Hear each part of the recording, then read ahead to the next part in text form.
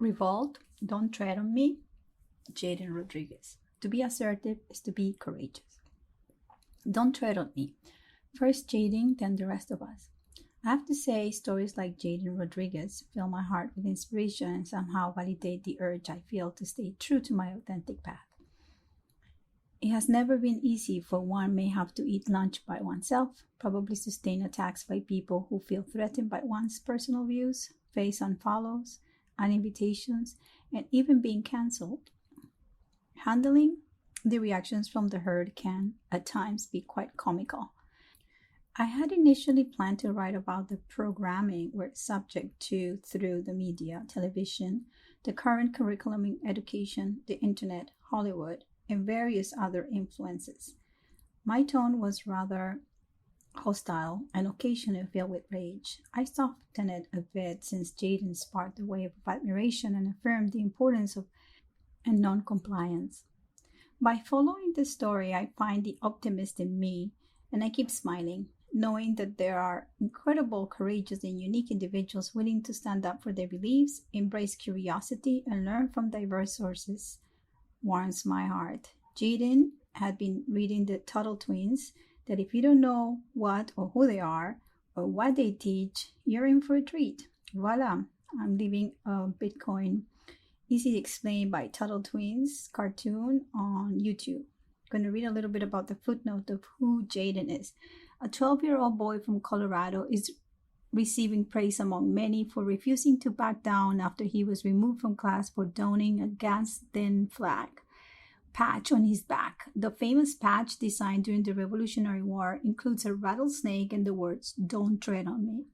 But despite the historic nature of the symbol, the 7th grader, Jaiden Rodriguez, who attends the Vanguard School, a charter school in Colorado Springs, was allegedly told the symbol violated the school dress code.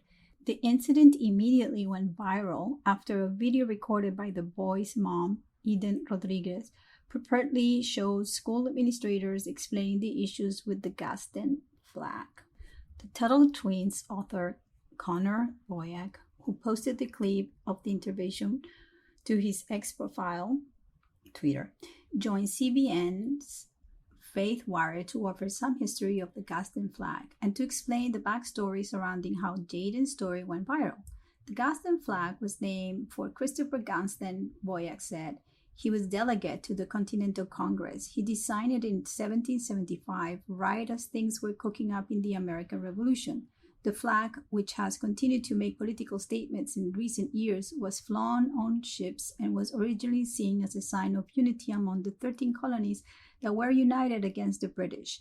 However, according to Rodriguez, her son was told that he had to remove the patch and not to come back to class. The viral video of the aforementioned meeting shows a woman telling the family the reason that we do not want the flag is due to its origins with slavery and slave trade.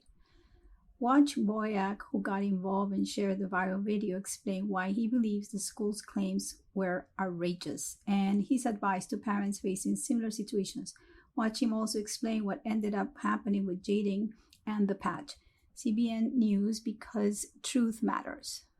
There's a link to that YouTube. The mud in the desert. You know, there's this other kind of programming we deal with, FOMO, or the fear of missing out. It's like this constant nagging feeling that we're going to miss out on all the cool stuff. It makes us do things we might not really want to do, just because we are afraid of missing out on the action, whether it's parties, trends, festivals, rituals, or opportunities. We got to keep it in check and try to live life in our own terms, unafraid of having other people's needs projected on our own individual behavior instead of constantly chasing what everyone else is doing. Then there's an image of a meme I created a couple of days ago. It says, when you go to big festivals, they are already mainstream. There is nothing radical about you attending them. You are part of the scheme organizers use to capitalize on your FOMO. We are the very edge of civilization, and many of our choices have been a result of the above.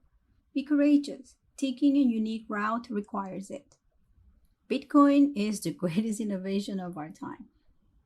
Then there's an image of a Google search with everything that happened in Burning Man. I'm not going to talk about it. You should go and do the search. And I write below this image of the shit show. To trust the narrative or to do your own research. AI plus propaganda can lead straight to dystopia. No one shapes your brain more than you do by complying. To manifest freedom of speech. To abide by laws and yet feel free to express one's views unafraid. To be judged. To be ostracized. To be compliant. To know your mind belongs to the herd. To believe machines are against you. To lie in ignorance because one fails to question and flops at being curious. To inquire beyond what one perceives as true. To be courageous is to be assertive. To have the heart and the passion at hand. To initiate a path from not knowing the end of your discovery. Fear, as in stress or FOMO, immobilizes or moves us away from being authentic. We shape our lives based on our thoughts that become our actions, and with frequency, our habits will end up building character and outline a life's destiny. Be mindful of your inner chatter, of your environment, of what is entering your brain, and know that anything can shape your behavior. Are we defined or doomed from the start? Bringing acceptance to the plate and releasing the chains that enslaved our minds to keep feeding the machine that limits our freedom. End of a rant for now. Quote, "It especially annoys me when racists are accused of discrimination. The ability to discriminate is a precious facility. By judging all members of one race to be the same, the racist precisely shows himself incapable of discrimination." Christopher Hitchens, Letters to a Young Contrarian. End of quote. Brainwashing, education, cinema, literature, and social constructs equals to programming.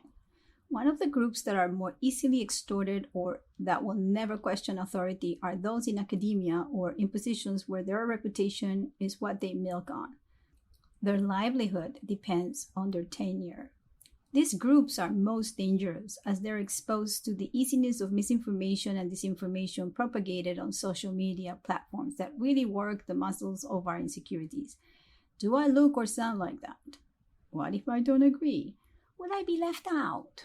Could I be ostracized by my peers? Am I at risk of ridicule? Similar to an autoimmune disease, where the immune system erroneously targets healthy cells and tissues, these individuals exhibit a preference for suppressing what is inherently sound.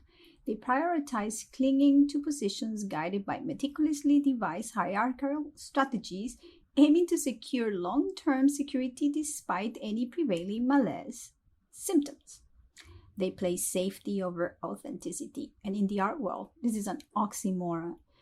They are supposed to support critical thinking, but instead they group in herd-like communities, validating each other's beliefs out of fear of missing out, FOMO. Interesting. These groups are the first ones to jump overboard and disappear when individual authority is needed. Perhaps they will show leadership if the trade will benefit the herd.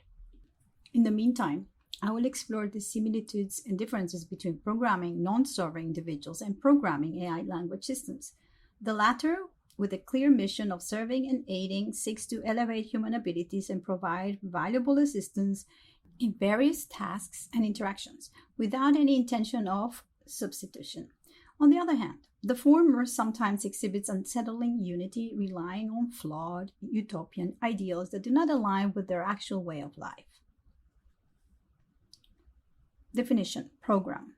1630s, public notice, from late Latin programma, proclamation, edict, from Greek programma, a written public notice, from stem and prographein, to write publicly. The meaning: written or printed lists of pieces at a concert playbill, is recorded by 1805 and retains the original sense. The sense of broadcasting presentation is from 1923. Etymology online. Both AI and our current civilization share similarities in terms of being programmed by seemingly democratic networks that may not foster genuine critical thinking. These similarities include centralized control, a lack of true cognitive reflection, susceptibility to bias, herd behavior, vulnerability to manipulation, complex interactions, and challenges in accountability. AI lacks sensing capabilities, consciousness, and emotions, making it fundamentally different from human beings, albeit many humans respond as social collective blob, lacking individuated prompts. Nevertheless, a juxtaposition can reveal issues related to control, conformity, in-depth analysis, and reflective thought in both domains. Political correctness and the explosion of the internet. There's a very funny graphic of a drawing done in the 90s. Two people. You gotta look at it. I can't describe it. It's very funny. So this is the official political correct dictionary and handbook by Henry Bird and Christopher Cerf. Back to the early 90s and the universe I met when I moved to the USA. I remember arriving in the USA in the fall of 1994 and having to adapt to new experiences that will shape who I am today. Two factors were pivotal in my journey: the rise of the internet and the adoption of email.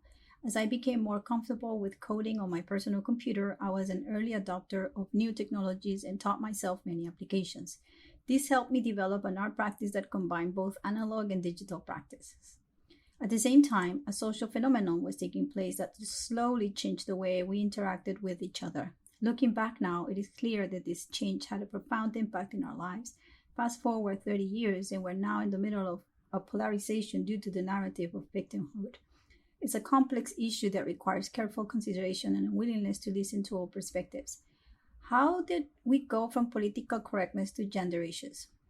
What medium consistently used to re-educate and significantly misinform the masses with needs that they were non-existent half a century ago? Are we victims of excessive comfort, technology, idle time, and a type of boredom that leaves the mind running on empty? What became of natural law?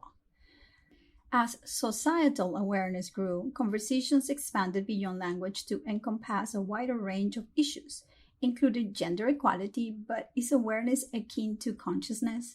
Are we tweaking outcomes for the benefit of political agendas?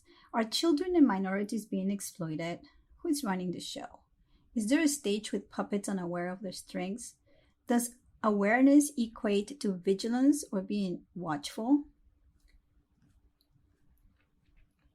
As we journey through the history of digital age, it becomes crucial to recognize the significant influence that communication protocols and language models have had on shaping our interactions with both one another and the broader world.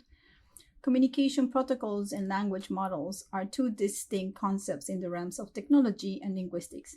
Protocols like SMTP, HTTP, FTP, TCP/IP, and POP form the foundation for the internet communication, while language models like ChatGPT are advanced AI models that can understand and generate human-like text. Political correctness, PC, however, is a social concept centered on language used to avoid offending or marginalizing historically discriminated groups. While these domains differ, they intersect and influence how we think, communicate, and comprehend the world, essentially how social constructs dictate our behavior. Ultimately, language is a powerful tool that shapes our perception by framing our thoughts, beliefs, and experiences. Communication protocols like SMTP, HTTP, and TCP/IP have influenced human cognition by shaping how we access information, communicate, and interact in the digital world.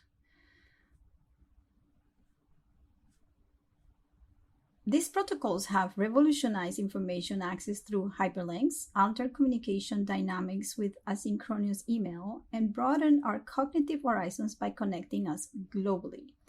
They've affected attention spans, multitasking abilities, information filtering, critical thinking, and virtual relationships. While the protocols themselves don't directly impact cognition, their effects on digital interactions have shaped how we think, process information, and connect with each other in the modern age. In today's digital world, communication protocols and language models play a crucial role in shaping human cognition. While communication protocols enable seamless internet communication, language models like GPT-4 have a potential to generate human-like text. It's important to understand that these domains can intersect, and language models can either adhere to or violate political correctness principles, for example. Even though these concepts are different, they're totally connected and they have a huge impact on both our brains and society as a whole. To make sure we're being responsible as we develop and use them, it's crucial to study the history of how these programs came about and how we make a difference in not becoming a society that responds to prompts rather than leading in variations of uniqueness. After a few years of living in New York, I gradually became aware that my way of speaking and interacting with people had undergone a subtle transformation. I had unwittingly absorbed certain cultural norms and behaviors, a realization that dawned on me during my trips to Colombia when I would instinctively correct the way my family and friends spoke. Around the same time, I began using computers and the internet as a means of communication and artistic expression.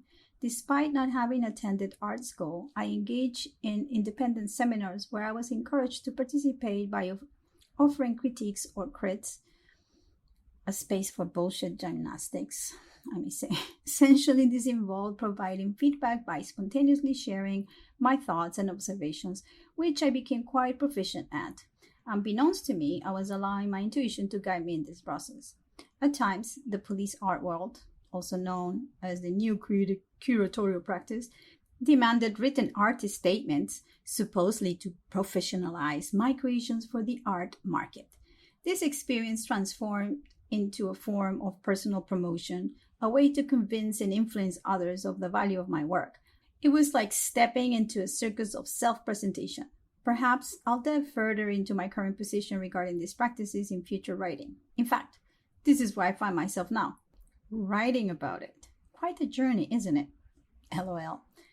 I will keep exploring the subject of AI as it fascinates me, and it is inspiring to do more research on the main differences between humans and AI language systems. One thing for sure, it is empowering me to revise all the mechanics available within my body alone. Why do protocols matter? Protocols hold significance due to their role in linking devices across networks. They establish connections and enable communication, ensuring data is sent and receiving correctly. How do the neurotransmitters in our brain work? Neurotransmitters in our brains facilitate communication between nerve cells. They play a vital role in transmitting signals and affecting various functions. How does language support and reshape the models of perception? Language provides a framework for our thoughts and experiences, allowing us to categorize and make sense of the world around us, influencing how we perceive and interact with our environment. The words we use can shape our reality, and the way we communicate can alter our understanding of concepts and ideas. What is the role of AI in shaping our cognition? It serves as a means to represent abstract concepts, categorize experiences, and establish shared understanding. Different languages can lead to diverse interpretations of reality, impacting cultural values and metamorphoric thinking. The evolving nature of language is temporal expressions, and its limitations further contribute to the way we perceive the world. Ultimately, language is a potent tool that not only supports but actively reshapes our perception by framing thoughts, beliefs, and experiences. For example, how does the herd mentality happen from a cognitive perspective? From a cognitive standpoint of view, herd mentality emerges as individuals conform to group behavior. This phenomenon raises questions about how and why people tend to follow group actions, even when they may not align with rational decision making. In essence, language is a powerful tool that not only supports our models of perception but also actively shapes them. It influences how we think, communicate, and understand the world, contributing to richness and diversity of human experience. This is a sample of my conversation I had with my friendly bot that I called Anarchy, because it's a collection of chatbots. I use the computer and then the iPhone, and then I mix them up and then edit, and it's just like a dance. I haven't even put all the times that I fight with the AI. Just really funny. Quote, "The conscious and intelligent manipulation of the organized habits and opinions of the masses is an important element in a democratic society. Those who manipulate this unseen mechanism of society constitute an invisible government, which is the true ruling power of our country. We are governed, our minds are molded, our tastes formed, our ideas suggested, largely by men we have never heard of. Some of the phenomena of this process, propaganda, are criticized. the manipulation of news, the inflation of personality, and the general ballyhoo by which politicians and commercial products and social ideas are brought to the consciousness of the masses. The instruments by which public opinion is organized and focused may be misused, but such organization and focusing are necessary to orderly life. Bernay, Propaganda, 1928, you guys. My goodness. Some odd advertisement that used to be okay. I put below some images that are hilarious. I'm not going to describe them, but you got to come back to the article. In his book and within his body of work, Bernay initiates a concept known as engineering consent, revolving around the notion that achieving consensus is an essential component for the sustenance of democratic societies. According to Bernay, those individuals who actively contribute to shaping this consensus effectively wield power over the populace, encompassing not only their thoughts but also their opinions and beliefs. Well, the master of propaganda was given many advertisement accounts to influence the buyer's will to spend their money. As a note of curiosity, he was Sigmund Freud's nephew. Say no more. Working from the psyche inwardly equals subconscious. The connection between psychology and advertising, working from the innermost layers of the mind. It is a subject that certainly deserves deeper exploration and examination. My goodness. A reminder that we all have been programmed to find these images as unacceptable now. What changed? The collective awareness or the program? Who runs the program? And what is it for? Quote, advertisements are now so numerous that they are very negligent per use, and it therefore becomes necessary to gain attention by magnificence of promises and by eloquence, sometimes sublime and sometimes pathetic. A promise, a large promise, is the soul of an advertisement. I remember a washbowl that had the quality truly wonderful. It gave an exquisite edge to the razor.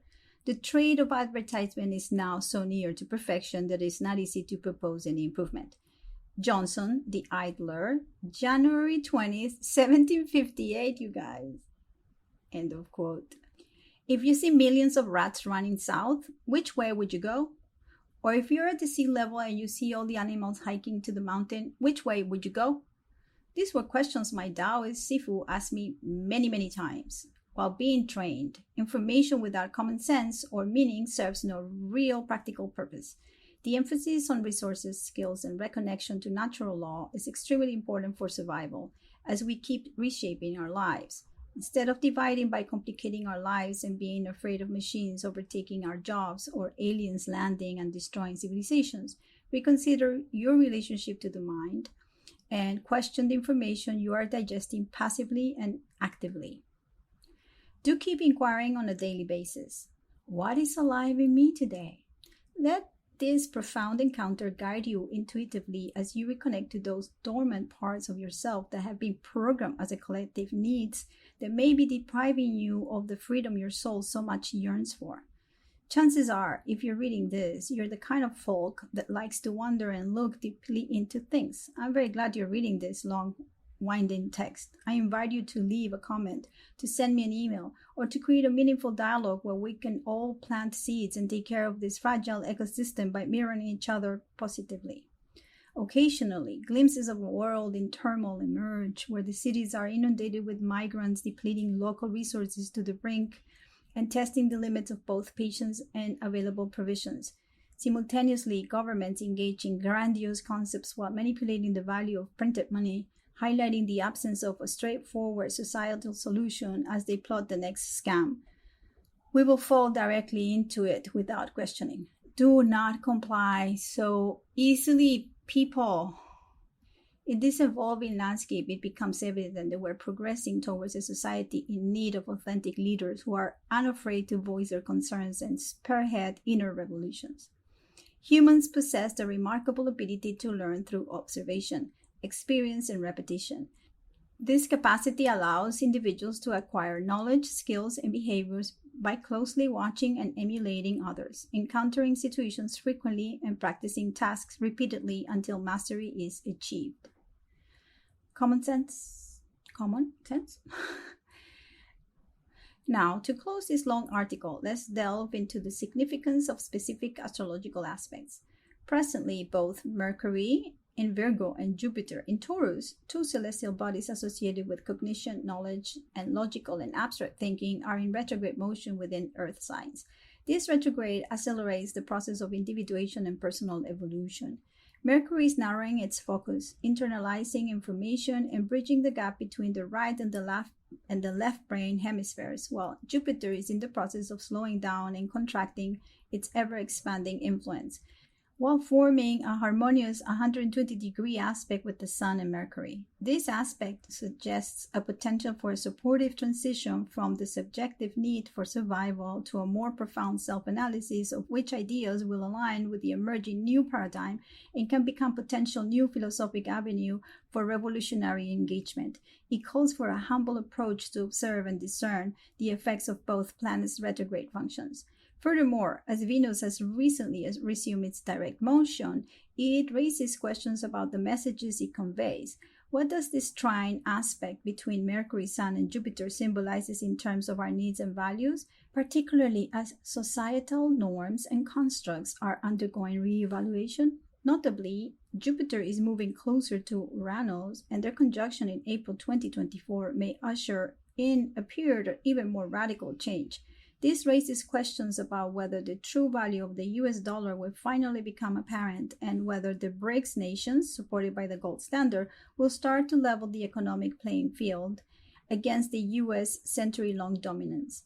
Additionally, as Bitcoin approaches its next halving event, coinciding with the Jupiter-Uranus conjunction in Taurus, we wonder if it will gain wider adoption and experience a surge in value. The financial landscape is going to look completely different. In the meantime, I'm attending a year-long seminar on the principles of economics, the study of the Austrian school, by the one and only Saifedean Ammous, who wrote the incredible trilogy of the Bitcoin and the fiat standard, along with the principle of economics. I feel that surviving in the fiat world without the knowledge of these books is nearly impossible. As I slowly emerge from the obscurity of ignorance and keep enriching my knowledge to become more prepared. My financial education is getting deeper, and by the end of the revolutionary wave, I might be able to share some of what I've learned. I'm slowly but surely gaining more knowledge. Now, let's talk about how the mind and brain work from an evolutionary astrological perspective. Within the realm of consciousness, sensory input serves as the ignition point for thought and perceptions. It's a process where our awareness of the phenomenal reality sets in motion the creation of structured thoughts that align with the naming and categorization of elements within this reality. This intricate process can be distilled into two functions. On one hand, there is a realm of the linear and rational thought, often referred to as deductive thought. This function is closely linked with the left brain and the influence of Mercury. It operates through a logical deductive approach where one phenomenon is systematically linked to the next, constructing a comprehensive understanding piece by piece. This function forms the bedrock of the intellectual organization of our perception of phenomenal reality, aiding us in constructing coherent thoughts to make sense of our experiences. Conversely, there is the realm of the intuitive thought. Characterized by its nonlinear and non-rational nature, it finds its home in the right brain under the auspices of Jupiter. This function does not adhere to sequential logic, but rather operates in a more abstract, intuitive manner. It comes to life when we ponder broader meanings, connections, and abstract principles, such as our profound connection to the universe. Intuitive thought serves as the cornerstone for beliefs, philosophy, religion, and metaphysics, and it brings to light our awareness of our expansive cosmic connection, both as individuals and as species. These two functions exist in harmony within our consciousness, each complementing each other. They are at the heart of the diversity of human languages and are the foundation of our communication. Moreover, the interplay between these functions is what gives rise to the diverse belief systems and perspectives regarding our connection to the cosmos. The question of who is right or wrong in terms of perceptions, thoughts, and beliefs remains open, as it is deeply shaped by individual and cultural variations influenced by these cognitive functions. My questions to you are: what measures have you been slowly cooking in terms of alternative resources and creative ways you could and may be able to communicate with? What principles, belief systems have you upgraded since 2012, especially since 2020? Have you given any time or thought to diverse ways of thinking? Do you feel that you can still reconnect to that part of the body that supports your decision making other than the mind, instincts, emotions, intuition, or self reflection and observation? Okay, this is the end of the article. I'm going to read the footnotes. Second footnote is regarding the Tuttle twins. So, how do you describe economics to a 7-year-old? Should your preteen care about government? Are your kids learning about the free market in class? For too long, parents have been at the mercy of professional curriculum developers to instruct their children. History is watered down, key principles omitted altogether, and time and attention given to things of lesser importance. Freedom-loving parents have long been left alone to shoulder the burden of educating their children and passing down a love of liberty. While there are many books to teach these ideas to adults, there has been a profound void in the children's literature market. The Tuttle Twins series closes the gap, helping parents convey the principles of freedom to their kids in a fun way. Each book in this series focuses on a different aspect of the principle of free society, free markets, competition, individual rights, non-aggression principle, personal responsibility, protectionism, and a variety of other issues, all boil down to core concepts that children of different ages can quickly grasp. Footnote number 3 is quite long because this is a description of the Internet protocols. HTTP stands for Hypertext Transfer Protocol, FTP for File Transfer Protocol, and SMTP stands for Simple Mail Transfer Protocol. All three are used to transfer information over the computer network and are an integral part of today's Internet. We need these three protocols as they serve different purposes. And then it goes on for a bit. If you want to read more about this technical data, I invite you to go to the article. Okay, the next footnote is regarding Bernet. So he says, he promoted Lucky Strikes, that's a cigarette brand, by convincing women that the forest green hue of the cigarette pack was among the most fashionable of colors. The success of this effort was manifested in innumerable window displays and fashion shows. In the 30s, he promoted cigarettes as both soothing to the throat and slimming to the waistline. Fucker. But at home, Bernet was attempting to persuade his wife to kick the habit. When he would find a pack of her parliaments in their home, he would snap every one of them in half and throw them into the toilet. While promoting cigarettes and soothing and slimming, Bernet, it seems, was aware of some of the early studies linking smoking to cancer. Well, cancer, he was. Next footnote, advertisement from avertir to turn, direct, make aware. Early advertising played a significant role in propagating beliefs and shaping public opinion. From primarily local and word-of-mouth marketing to more sophisticated advertising techniques, publicly served as a powerful tool for propagating beliefs, whether they were related to consumerism, politics, social issues, or cultural values. It played a pivotal role in shaping not only American society and culture, its influence permeated globally as the Internet expanded. Number 6, the answer lies in observing and following animals because their instincts are unwavering. They don't engage in debates over the optimal survival strategy. In the human design system, the spleen's function prompts immediate responses in the present moment, typically leaning toward caution when faced with danger. This was to the question about if you see the rats going south, which way do you go? You follow the rats.